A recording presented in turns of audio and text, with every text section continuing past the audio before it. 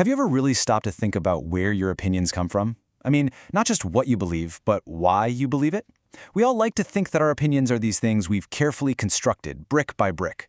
But the truth? It's a lot more complicated. There's this hidden architecture at work, a whole machine building our beliefs behind the scenes. So today, let's pull back that curtain and see how this machine really works. Okay, before we dive in, do me a favor. Think of an opinion you hold. I mean, one you feel really strongly about, something you'd argue for. It could be about anything. Politics, sports, what the best pizza topping is, doesn't matter. You got one? Good.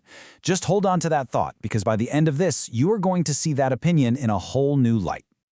So, that opinion you're thinking about right now, it wasn't built by just one thing. Nope. It's actually the product of three powerful and often competing engines. You've got the logic engine, the emotion engine, and what we'll call the social engine. Each one plays a huge role in forging what you believe. Let's break them down. First up, we've got the logic engine. Now, this is the one we all know and love. It's the one we like to believe is always in the driver's seat, right? This is that clean, rational process of carefully weighing the facts to reach a sound, logical conclusion. Or, well, at least that's the ideal version of it. See, the logic engine isn't just one thing. It's a whole system. Logic is what makes sure our ideas hang together and don't contradict each other. Reasoning is the tool we use to analyze and connect those ideas. Evidence, of course, is what grounds our beliefs in the real world. And then there's questioning, which might be the most important part. It's like our own internal quality control, constantly pushing back on our own assumptions. Let's just zoom in on reasoning for a second. The technical definition sounds a bit intense, right? The analytic integration of representations. All that really means is that we're taking in all these different bits of information, data, arguments, you name it, and we're weaving them together. And the whole point is to constantly refine our beliefs so that they actually line up with the evidence.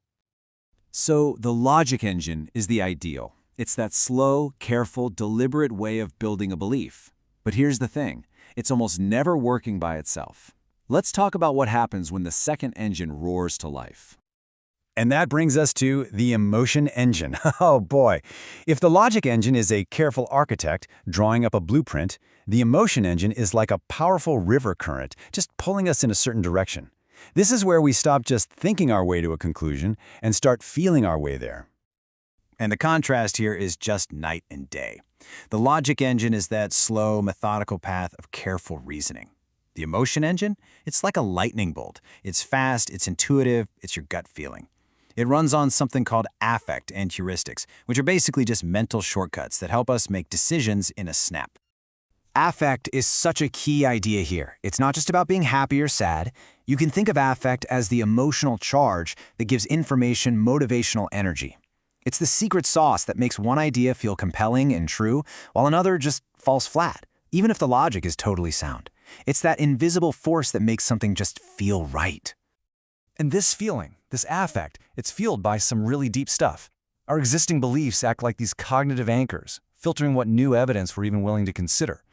Our values act as our moral compass, telling us what's really important. Cognitive biases are all those little mental shortcuts that can lead us astray. And maybe the most powerful of all is our own personal experience. I mean, this quote just nails it. Experience personalizes cognition. Your own lived life provides this embodied evidence that can feel so much more real, so much more true than any abstract statistic you could ever read. Think about it. A single personal story can completely overwhelm a mountain of data. That is the emotion engine at its most powerful. Okay, so we've looked inside our own heads at logic and emotion. But here's the thing. We don't form opinions in a bubble. So it's time to bring in the third and final powerhouse, the social engine. This is all about the incredible influence of the world and the people all around us. It sounds simple, but it's a profound truth. No opinion is ever formed in isolation. Every single one is shaped by our social world, our family, our friends, the culture we live in, the media we see every day. These outside forces are constantly drawing the lines around what we even consider possible to believe in the first place. Just look at it this way. That tall bar, that's all the information that exists out there in the world on a topic. Now look at those little bars. That's the tiny, tiny fraction you're actually exposed to through your media feeds, or that your friends are. What we see shapes what we believe is possible. These filter bubbles literally create our reality for us. And inside those little realities, we have social norms. These are the unwritten rules of our tribe, our group. They set the boundaries for which opinions are okay to hold, and, even more critically, which ones are okay to actually say out loud. If you step outside those lines, you risk social isolation, and, for a social creature like a human, that's one of the scariest things there is.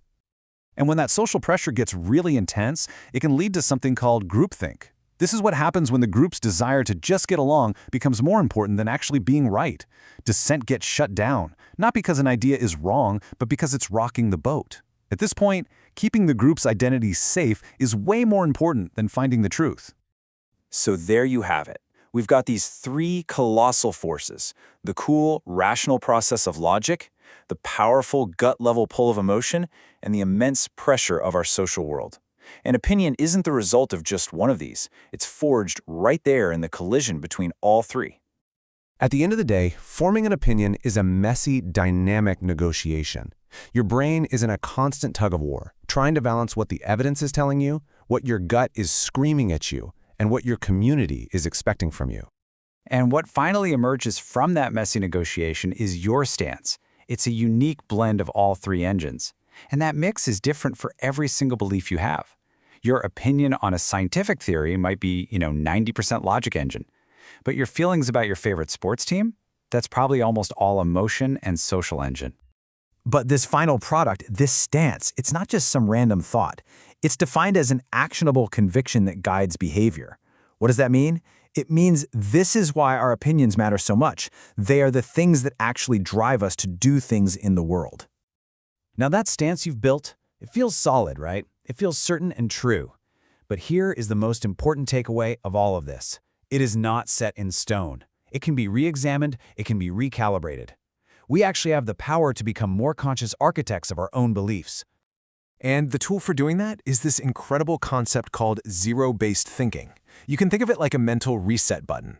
It's the practice of questioning your beliefs from the absolute ground up, starting from first principles. It's how you can consciously untangle what you actually know from what you've just kind of absorbed or assumed over the years. So let's go all the way back to that opinion you thought of at the beginning. You can see it differently now, can't you? You can see the hidden engines that helped build it, the logic, the emotion, the social forces all at play. Your opinions don't just reflect the world you see, they actively create it. And that leaves us with just one final question. Who is the architect? Is it you, or is it the hidden machinery? The choice, ultimately, is yours.